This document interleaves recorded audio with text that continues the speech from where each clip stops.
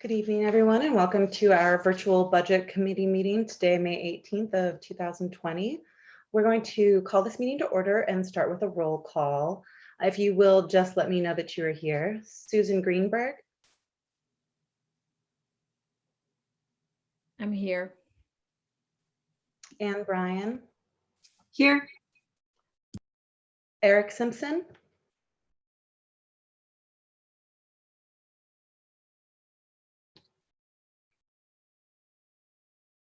We'll come back to Eric. I think he's connecting now. Donna Tyner.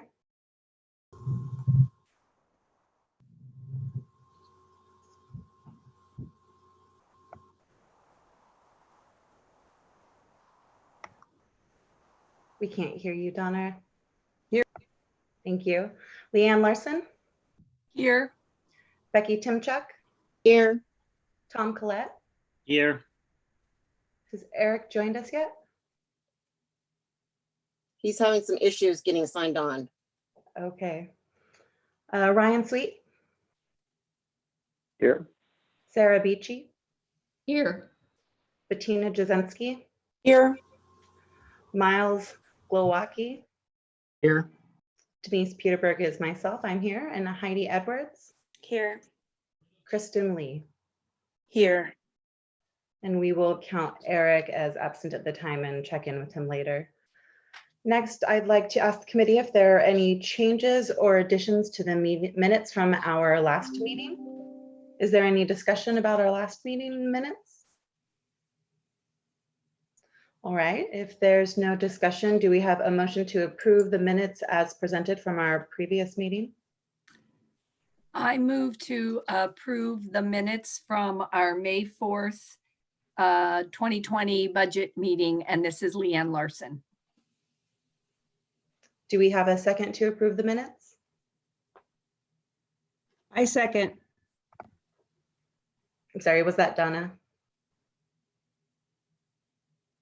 Yes, that was Donna. Okay, thank you. If there's no discussion, then with Leanne moving to approve the minutes and Donna seconding, we will vote to approve the minutes. And I will again call your names if you will just say yay or nay. Susan Greenberg. Yay. Ann Bryan. Yay. Aye. Eric Simpson. We'll pass on Eric as he's still logging in. Donna Tyner. Yay. Leanne Larson. Aye. Becky Timchuk. Aye. Tom Collette. Aye. Ryan Sweet. Aye. Sarah Beachy. Aye. Bettina Jasinski. Aye. Miles Glowacki. Aye. Denise Peterberg. Aye. Heidi Edwards. Aye. And Kristen Lee. Aye. All right, everyone has voted to approve, and the minutes from our May 4th, 2020 budget meeting are approved as presented. Next on the agenda, we will have a district COVID-19 update from Mike. Thank you, Chair. Welcome, members of the Budget Committee. Don, I don't know if you wanted to weigh in with any opening remarks before I get started. Thanks, Mike. No, just to thank all the Budget Committee members for being here in these uncomfortable times.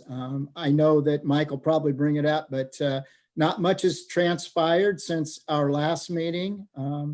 I think if anything's transpired, it's been a little bit more negative as we await the May 20th forecast that at some point we were talking between $1 and $3 billion as a general fund deficit. And the more we keep hearing now it's 2 or 3, the ones went away. And also as we talk with legislators informally and some of those lobbyists, it appears that our legislature probably will not go back into session until late June, or it could be even early July. So I think we're in this weird holding pattern right now. I really want to thank Mike and his crew for putting together this budget that, as he's talked about before, will probably not be our spending budget, as we know, and we'll probably be making multiple adjustments to this as our economy unfolds and as the legislature comes back. What I can tell you is staff have really been working hard looking at budget cuts and preparing different scenarios for a return back to school, which depending on our return back to school will also have some budget implications, depending on what those social distancing requirements will be. So right now, it's highly unlikely that we will come back in the fall to school as normal. I believe we're going to be preparing several different scenarios of what that returning back to school will look like. So, but really thank you for being a budget member in these very uncertain times.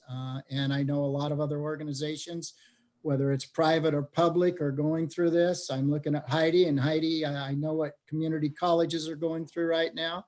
And heart goes out to you and all of your other organizations, folks that are working for those. That's all I have, Mike. Thank you, Superintendent Graham. I appreciate that. So you've seen this now, I think this is the third time where we kind of give some economic impacts of what's going on with COVID-19. Same format as before. And as Dawn mentioned, not a lot of new information to share tonight. But I'd like to discuss a little bit about what we know, what we're doing as a district currently, and then again, what we need to know. So first, under what we know, we've got our first look at the state school fund estimate. It was down by over $650 million in one projection we saw, which would be about $41 million for Beaverton School District. Federal CARES Act funding, again, I think we shared this last time, is still at $4.3 million for our district. On a telephone call last week, I heard that those funds might be available as soon as early June, which would be great. Our projected ending fund balance is rising. We have it currently estimated at 38 million and rising, and I'll tell you why in a moment.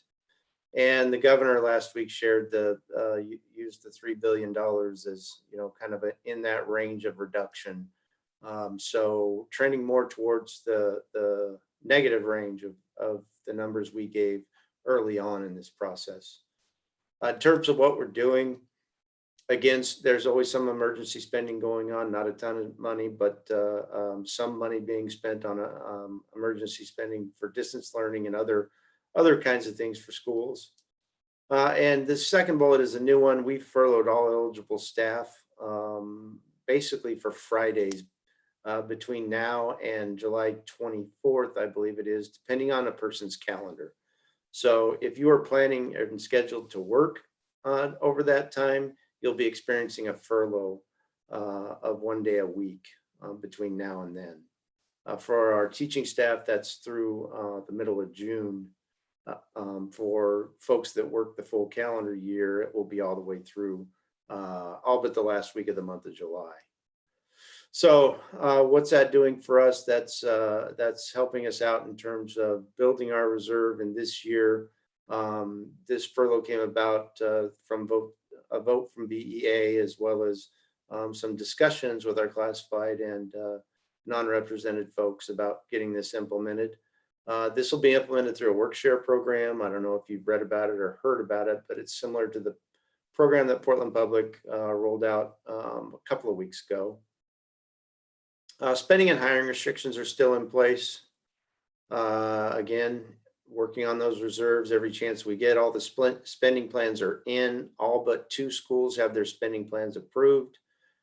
So I think we're headed in the right direction there. Review of our prioritized list of reductions, that begins tomorrow morning with cabinet. And so those lists are in and we'll be ready to start those discussions.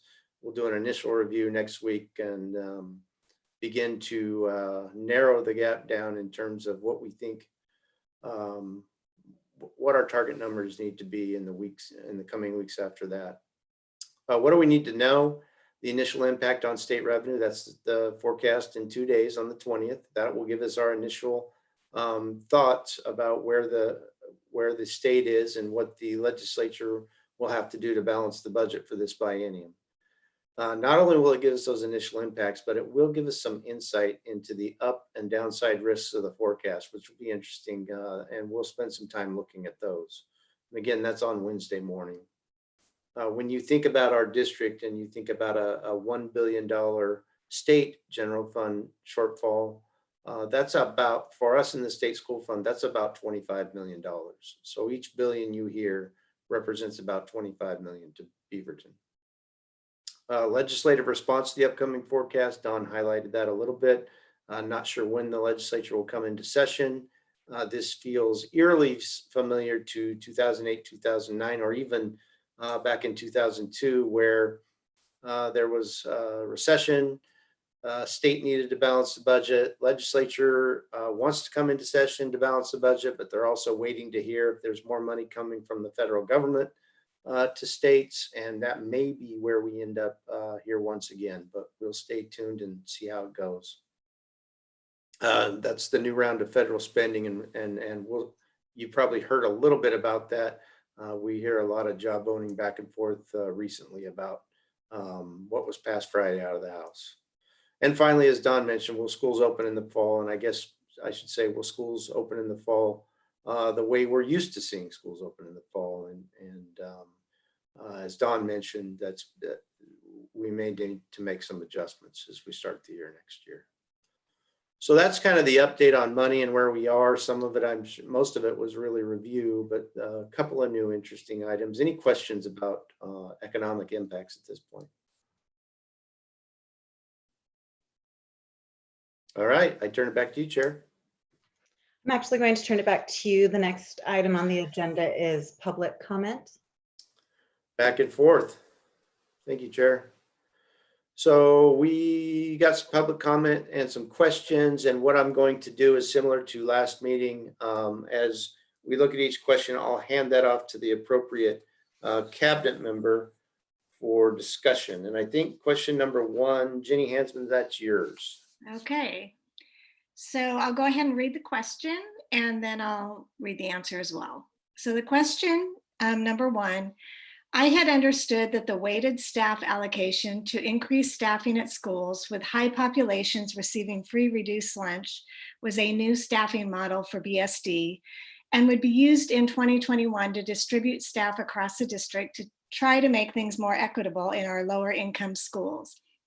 I was recently told that the weighted staff allocation plan is part of the SIA funding and so is not anticipated to happen for 2021 due to low CAT revenues. Can you clarify which is correct? And if it is the latter, explain why weighted staff allocation would be dependent on SIA funding. Thank you. So the answer to that question is, while the addition of Student Investment Act funds was a catalyst to redesign our staffing allocation model and use a weighted student enrollment for staffing allocations, the district is committed to using this model regardless of the SIA funding. Thank you. Thank you, Jenny.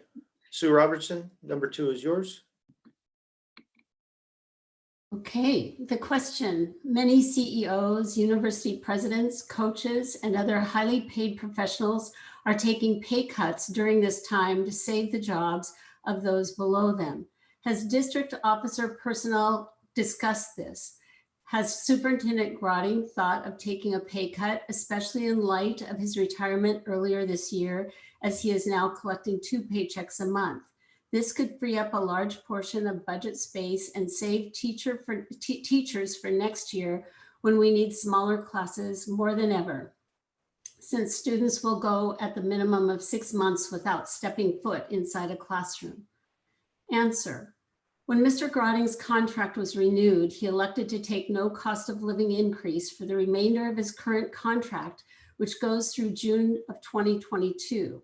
In addition, all administrators in Beaverton, including Mr. Graham, are subject to a 20% reduction in their weekly compensation from the implementation of furloughs through July 24th.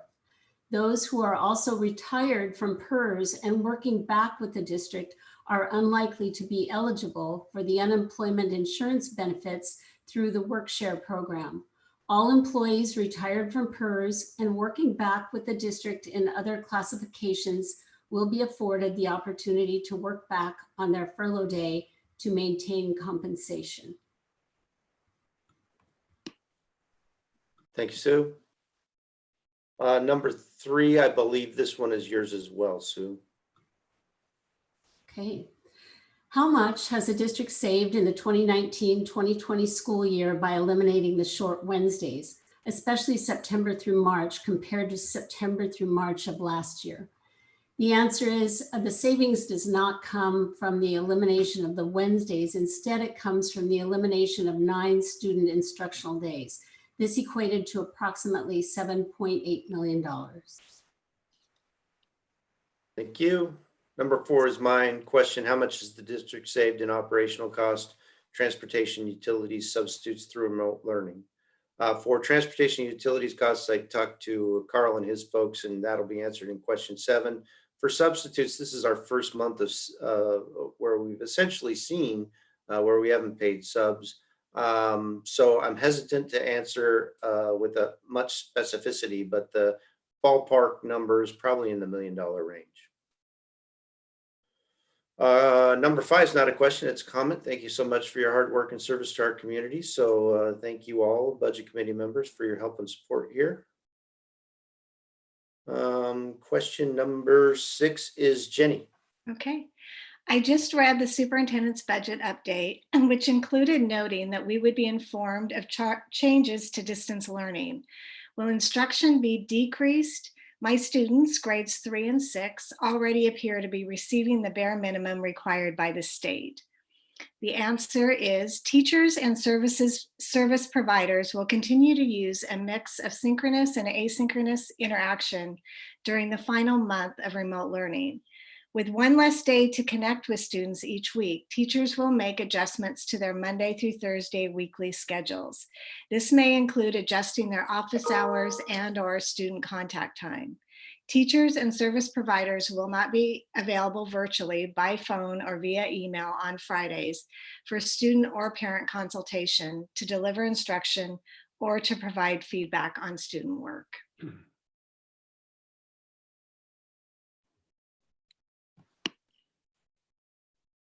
Number 7 is mine. How much money has been saved by not running buses, heating buildings, et cetera, during the shutdown?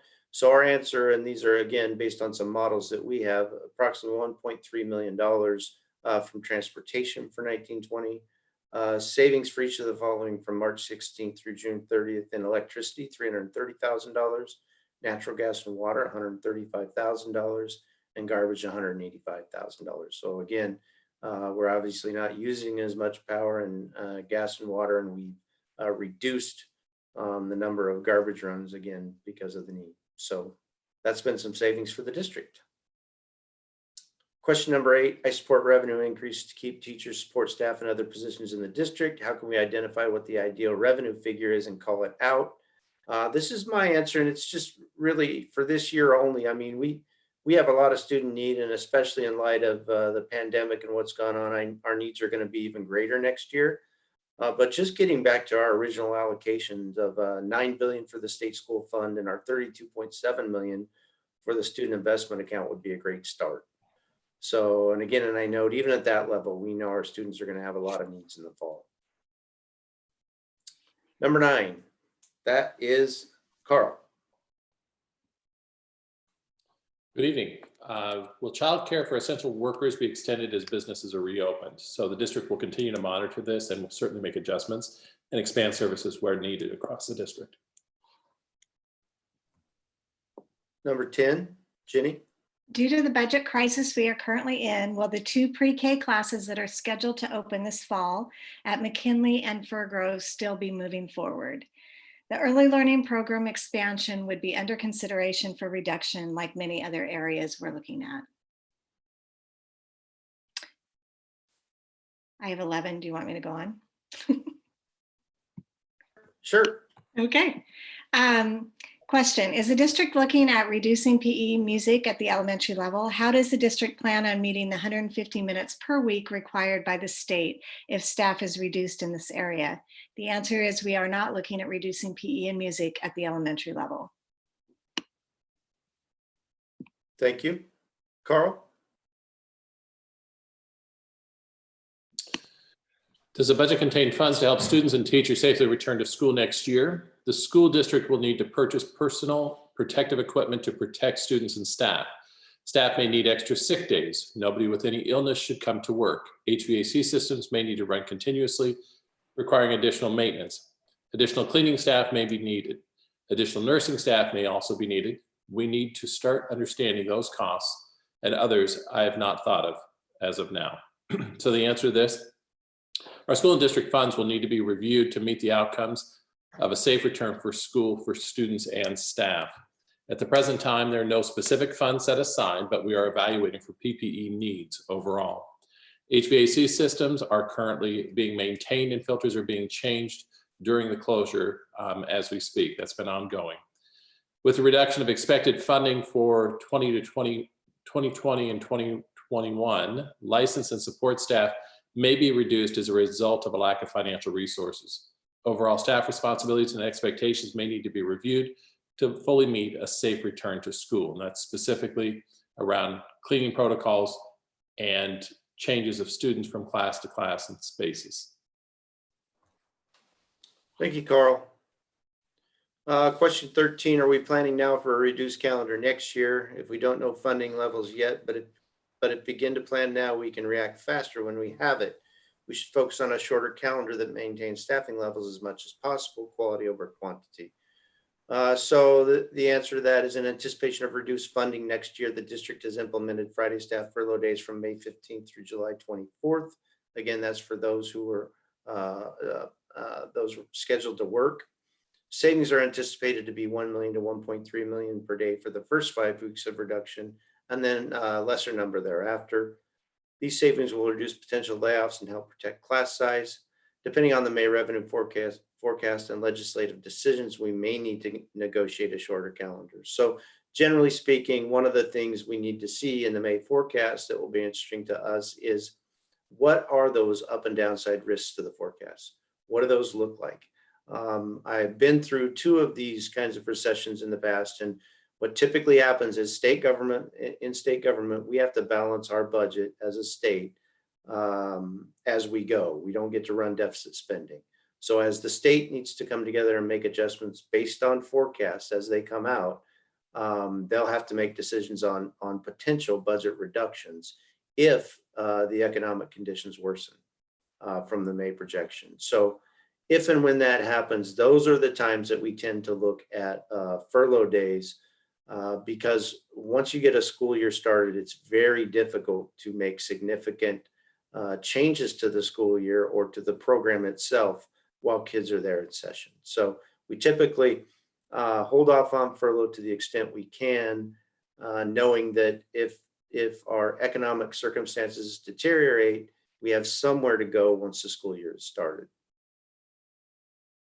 And I think that's it for public comment.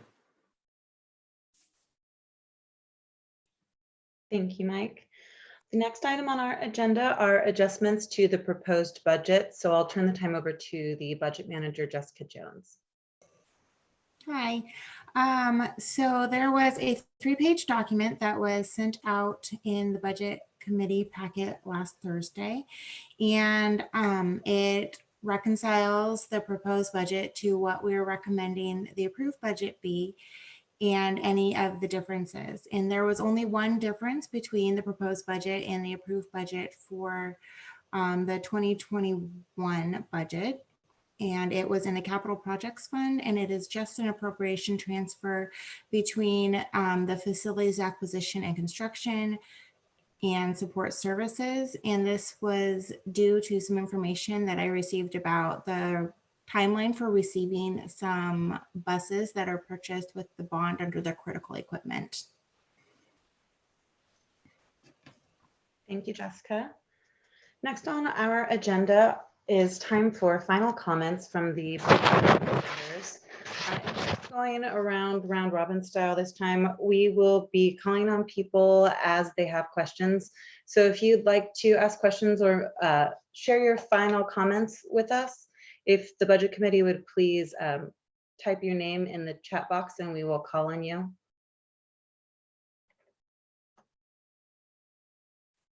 Are there any comments?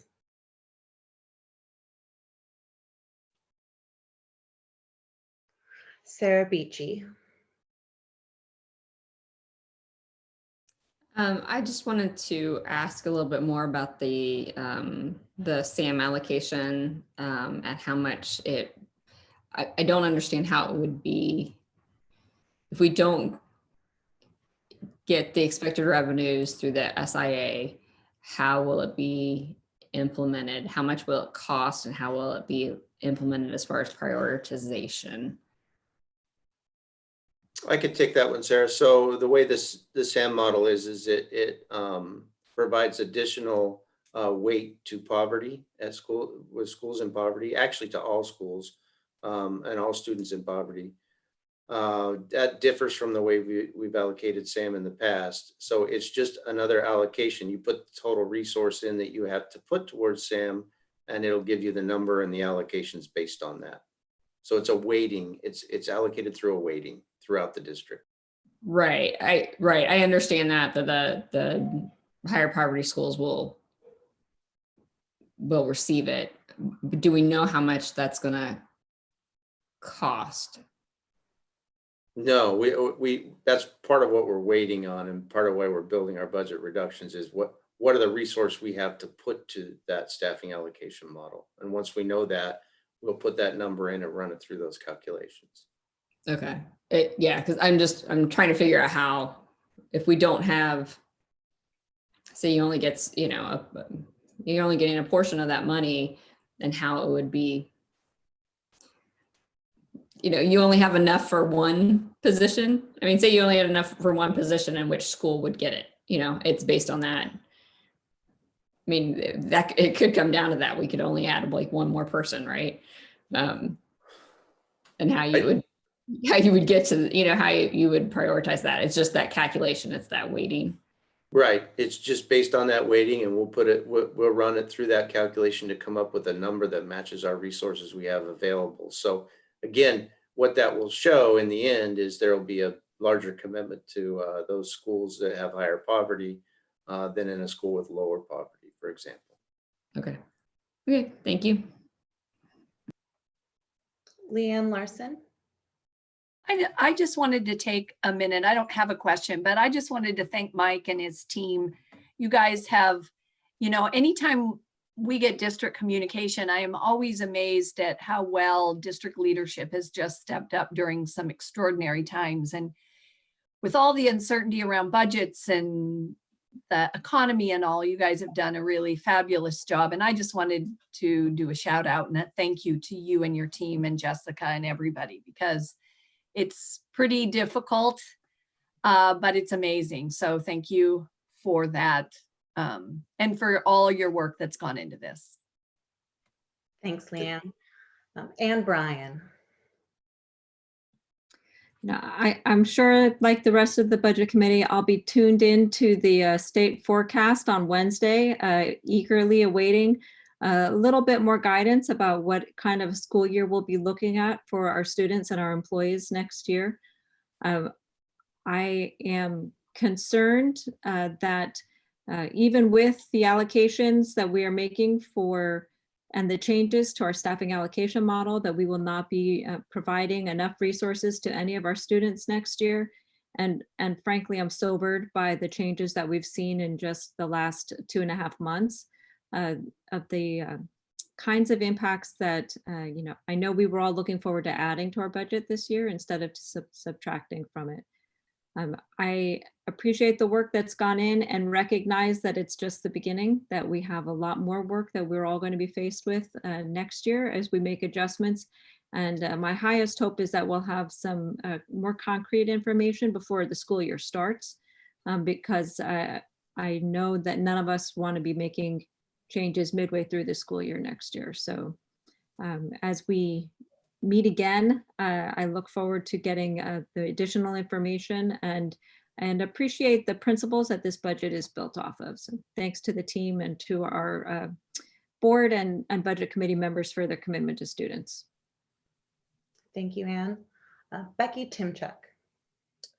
I want to thank also Mike and staff, Jessica, Jason, Marcy for making sure that even though this was a very difficult time, that this is one of the most important things we do. And I want to thank the community members for stepping up. This is a tough time to be on a budget committee, and I thank you for serving our community in that way.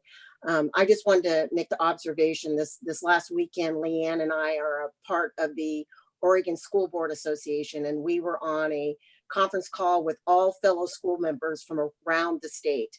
And it was evident that not all school board members have as close a relationship with their staff, with their superintendent, to know all the things that were going on. And they were just finding out for the first time, really, the kind of box that we are in, waiting for the state revenue. But it was, again, a reminder for all of us around the whole state. We need to do better by our students. There needs to be a better way, that we are not on this constant roller coaster ride that our students have to pay the price for. That there needs to be a way for us, through representative taxation, that we have the proper funds that we can allocate to the students that need public education. And we can complain and we can wring our hands, but this is something all of us, our community, should be hearing from our governor, our state legislators. All we get to do is just react, and we need to be proactive on how we get funds. And I am so grateful to the voters in Beaverton that they allow us a levy that helps us, the property taxes that help us at least have a more even keel on behalf of our students. And it would be nice for be able to choose to not have to constantly be picking between bad or worse, because our students absolutely deserve better than that, as well as our staff. Thank you, Becky. Tom Collette. I echo Chair Timchuk's need for more revenue in the school system and how extremely difficult this moment is. I put together some prepared comments. As a student who grew up in post-Measure 5 public schools in Oregon, as the husband of a teacher who's watched for over a decade how educators, students, and parents struggle with an insidious, abiding funding shortage, and now as a school board member, excited and hopeful that our school system was on the verge of finally turning a corner and beginning to reverse decades of disinvestment, I'm trying best to put into words how extremely disappointed I am in this moment. I know the coming changes to this budget will be difficult, possibly one of the most difficult budgets that this district's ever faced. I appreciate all of the hard work that's gone into producing the current iteration of the budget and the Student Success Act plan. They're roadmaps to the education our students deserve. I hope to see the day soon when we pull out these roadmaps and start on the path to providing needed supports, reduce class sizes, and additional programming that students need. The budget that succeeds this iteration of the budget, the changes that will come in late June or July, will be an incredibly important budget. What we choose to fund and the creativity we bring to filling the looming shortfalls will determine the type of education students receive in Beaverton for potentially decades to come. I want to be clear that I understand the enormous tasks that the business staff face, and I support a thoughtful approach to budgeting that doesn't rush decision-making, allowing for all the important pieces of information to be known and considered. Budgeting in normal times requires dealing with a strong dose of uncertainty. The uncertainty we're facing now is staggering and calls for time to assess the rapid and catastrophic effects of this pandemic on state revenue. Like many of you, I will be eager to hear the state revenue forecast on the 20th. Heartfelt thank you to the staff that prepared this budget and to the community that provided the input that shaped so much of this budget's decision-making. I'll be voting yes on this budget in the hopes of one day voting yes on a budget like it that will be implemented. Thank you, Tom. Susan Greenberg.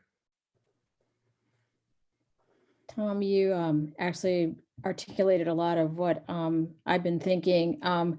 But I just, usually I am the optimistic one who feels, hopeful. And I know a year ago we were looking at the Student Success Act passing, and then going into the year working on the whole community working on the SIA, and having hope that we were going to have wraparound services for students that needed mental health supports in the schools, seeing classroom sizes for those kids that are most at risk at the highest level of poverty being met. Of course, it wasn't going to hit all of our needs, but it was going to meet a lot of our needs.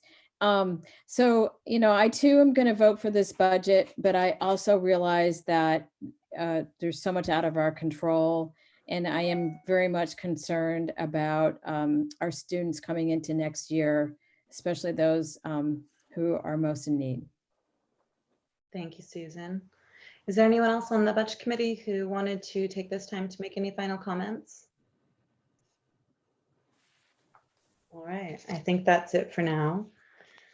Next item on the agenda is approval of the budget and tax levies. Is there a motion to approve the budget and tax levies? Yes, this is Heidi. I would like to move that the Beaverton School District budget in the amount of $936,496,819 for all funds for the 2020-21 be approved, and the permanent tax rate of $4.6930 per $1,000 of assessed value be assessed in support of the general fund. A local tax option or a local option tax rate of $1.25 per 1,000 of assessed value be assessed in support of the general fund, and a tax of $69,421,375 be approved for the service of bonded debt obligations of the school district. This is Donna Tyner, and I second that motion. All right, is there any discussion from the committee on this motion? Okay, we will move forward with the vote to approve. I will do a roll call vote in zone order. Susan Greenberg. Aye. Ann Bryan. Aye. Eric Simpson. Aye. Donna Tyner. Aye. Leanne Larson. Aye. Becky Timchuk. Aye. Tom Collette. Aye. Ryan Sweet. Aye. Sarah Beachy. Aye. Bettina Jasinski. Aye. Miles Glowacki. Aye. Denise Peterberg. Aye. Heidi Edwards. Aye. And Kristen Lee.